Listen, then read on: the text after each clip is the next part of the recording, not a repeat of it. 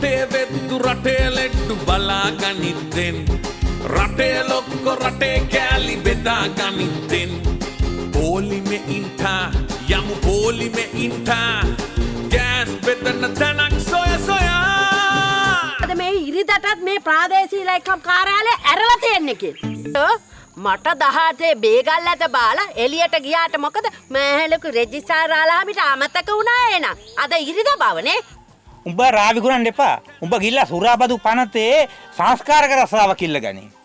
අපි රජයේ සේවකයෝ හින්දා පුළුවන් එදා තුපොත් අපි දෙන්න විගුණ කමරා ටික. පොඩින්ද ඈ බං. දැන් උඹ සුරාබදු පනතෙන් අපිට කෙලින් හදන්නේ. එතකොට රාලාහාමි කෙලින් මිනිහෙක්.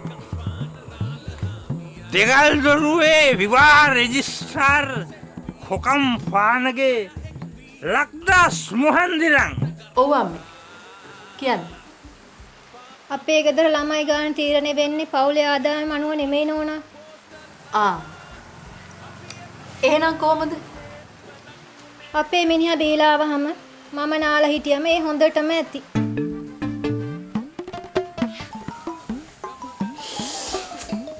කොල්ලා ඒ මොකද කට කිව්වන්නේ?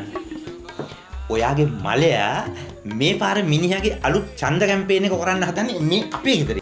ආව් කතිර මට වැරදුනා.